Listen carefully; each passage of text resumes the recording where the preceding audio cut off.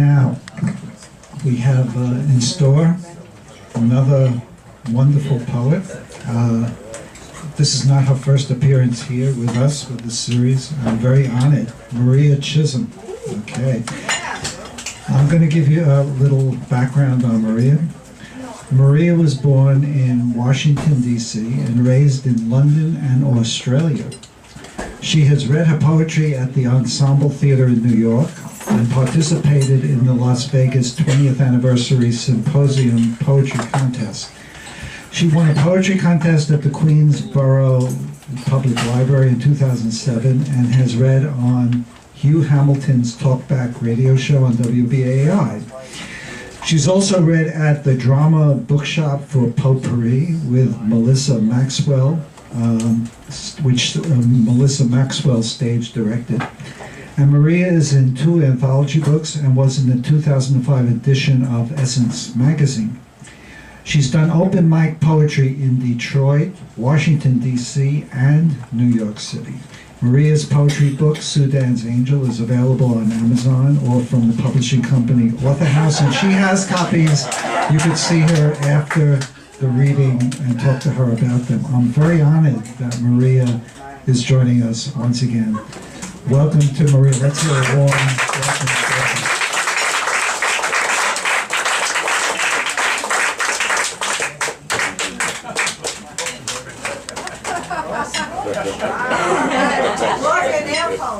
Thank you. Thank you. Good evening, everybody. Thank you for coming tonight. Bernard, thank you again for having me for this edition. Such a pleasure.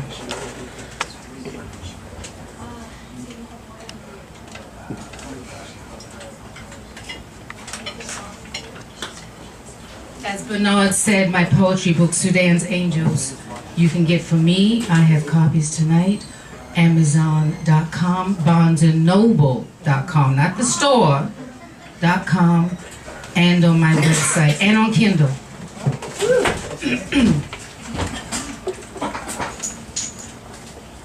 Amazing grace, how sweet the sound.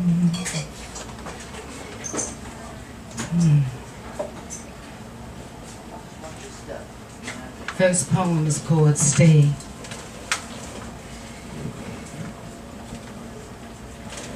There is a disturbance in the air at Paisley Park compound. Folks are not smiling in Minneapolis, and neither are we, but maybe they are. The androgynous dancing man seen in a club one time, wearing a pink feathered boa and platform shoes. He enjoyed life, yeah. He was what no one will ever be like. Stay. Hush in the walls from Warner Brothers towards the psychedelic rock star. The watchtower could not save the eerie loss of our magical phenomena. People poured into concert halls and stadiums to hear eclectic songs from the superstar who was a magical genius and fashionista to the core. Stay. Manna from heaven he was. People gazed at him on stage. He took our breath away while we escaped into themes of graphic sexuality and spiritual plateaus. We screamed, we chanted for more and more. We were mesmerized by the 5-foot, 2-inch, musically diversified purple one. Stay. Did he feel death coming? Did death speak to him before he was snatched away? Stay. Did he resist the calling or willingly succumb to the open hands of Jehovah? Could it all have been changed? And why cremate? Why rid the body so quickly, so unembellished? He could have been embalmed, reversed the blood to glycerin for preservation, then dipped in gold. If he could have only stayed to do more, work more, to love more, stay more.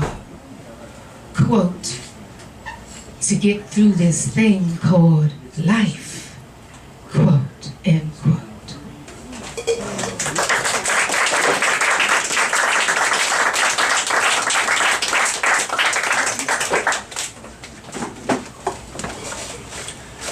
Robert Gibbons, are you here tonight? Okay, I'm going to read this anyway. This was written for him. I'm sorry he's not here to hear it, but all right. Okay. No title. Oh, actually, this isn't the one. This is okay. The Robert Gibbons one is coming after this. You all have heard about the saying, "I know what you did last summer." Well, this is, I know what you are going to do this summer with your straw floppy hat on, MAC lipstick, Dior shades, and gents, I see you looking good with your brown and white seersucker suit on, Paul Stewart bow tie. Damn, I know what you'll be doing this summer. Sitting on the porch, fanning your blues away. No AC in that household. Mama, though, is in the kitchen dripping sweat while banging those pots and pans. Sweet potatoes this and fried okra that. Hyacinth flowers in blue, pink, and red smell so sweet. Sunflowers as tall as trees. The boardwalks have live bands and thong bikinis, thong, thong, thong, thong.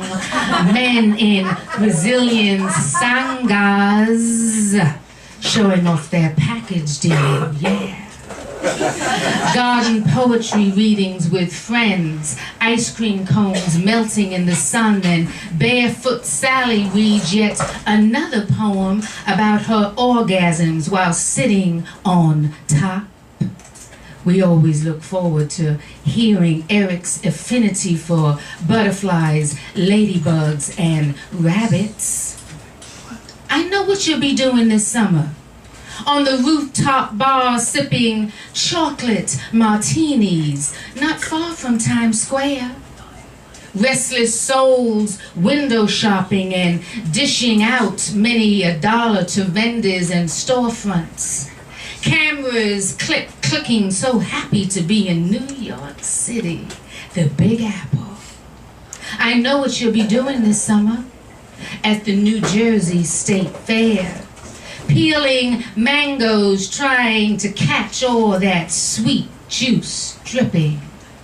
Going on those curvy, crazy rides, then screaming, "Oh my God! Oh my God!" I say, get yourself a corn dog and shut up all that noise. The helicopter ride is the ride I'll be going on. I can see the whole fair and all the pretty lights below while cruising in the sky.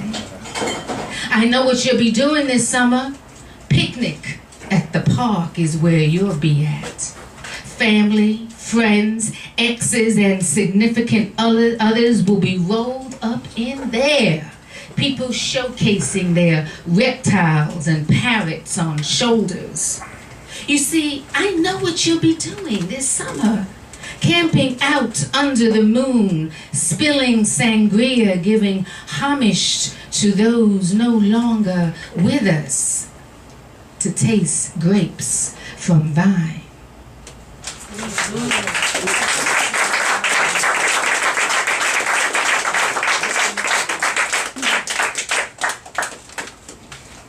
This is Robert Gibbons' piece. It's called Sundays Know Best. I like this piece. I receive a Sunday morning call from my friend who fills me in about his poetry views, the venues he has recited at, and how life is just simply serendipitous for him. I told him I saw him at the Cotton Club on Wednesday, dancing with a dashiki on, barefoot buck wild. And he said, "That's right, baby, you know that." Oh, we talk about theater events and which one to go to next while skateboarding there, wearing vintage eye goggles. I say my Sunday morning calls are the bestest, with vibrant colors that shoot high to the sky, and like butterflies that flutter then laugh out loud. He is my cup of tea in the morning with honey lemon drops, Walt Disney smiles wrapped all into one. Be aware and surely invite such calls of grandeur into your life, coated with sugar cane and the Florida sun, yeah. You see, he listens to me and I listen to him, and yes, we bring it to the table, mix it and groove with it while I still lie in bed and he sits in his garden with a cigarette and black coffee, New York Times or a library book, starving for the information he reads and struggling to stay on top of this movement called life. Poet, bring it, poet, bring it next Sunday and the Sundays thereafter, like Lanston, like Baldwin, like Zora Neale, sitting under the bonsai tree. We share and converse and get wired and fired up, and maybe our testimonies might be heard by a third party listening on the phone. So what? They will be intrigued with comedic bullshit untamed, or get a history lesson from the historian himself. I swear, Sundays always know best.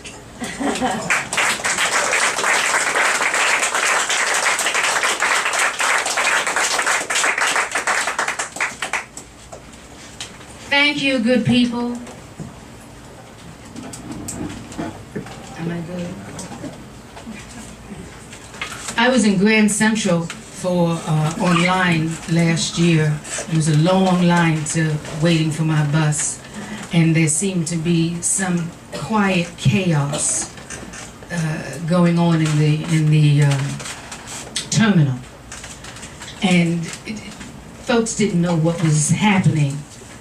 And I happened to see somebody while I was standing online waiting for my bus, and asked, I said, he's got to know why there's such delays in and out of New York. And he told me there was a homeless man that was decapitated on the terminal upstairs in the bus roundabouts. But that was very hush-hush. He told me that, and this is what I came up with. Nobody talked about the homeless man that was decapitated by a bus at Port Authority. Not Channel 2, 4, 7, 11, or 10 didn't give that man a prayer, condolences, not even a thought of Zen. No picture in the papers, no protest or march. I hope his soul did rise to heaven. Bet he was an essayist looking for clarity in the abomination of. Bet he was a wizard who used a talisman to strike down evildoers. Did he collect bottles and cans for cash? Guzzle a little whiskey to soothe the pain, no shame?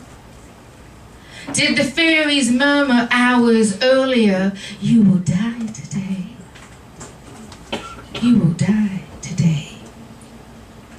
so he knew in advance, last chance. Forgotten about that homeless man was, like a soldier back from war, shell-shot, not having extremities to look at. Hope his soul rose to heaven.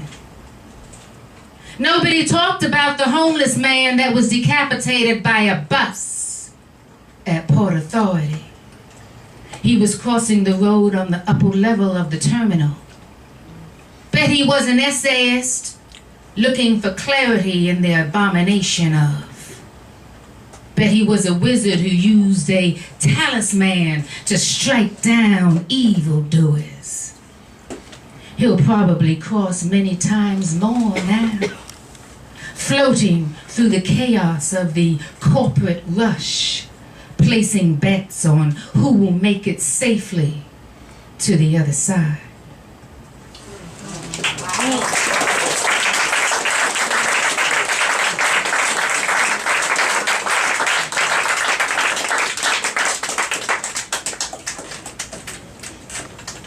This is also in the family of homelessness.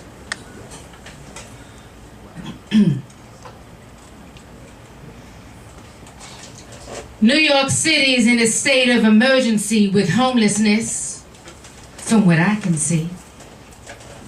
New York City is in a state of an emergency with homelessness, from what I can see. There are more and more people camping on the blocks. What has happened to the city? Somehow this all must stop. Some have come from Connecticut, Philadelphia as well. I wonder if that one there was once a Southern belle. The Armory in the Bronx has closed. Too bad, 'cause it held so many. So easily taken away, not a party, no confetti. What will happen to these people? Their dogs sit by their side, looking down at their faces, wanting another place to reside. New York City reeks of stomach acid mixed with piss. We suffocate from their decay. May I chat? Bring some flowers, maybe something sauteed. New York City is in a state of an emergency with homelessness, from what I can see. New York City is in a state of an emergency with homelessness, from what I can see. Such a bad way to live, scratching fleas and lice, living in a dark place while the help sits in paradise. In paradise. While the help sits in paradise, the homeless sit next to American flags taped to bungee cords, tin cups, and such.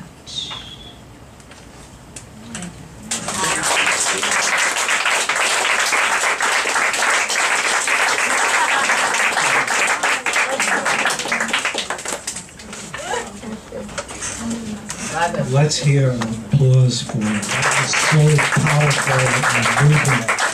I can tell you.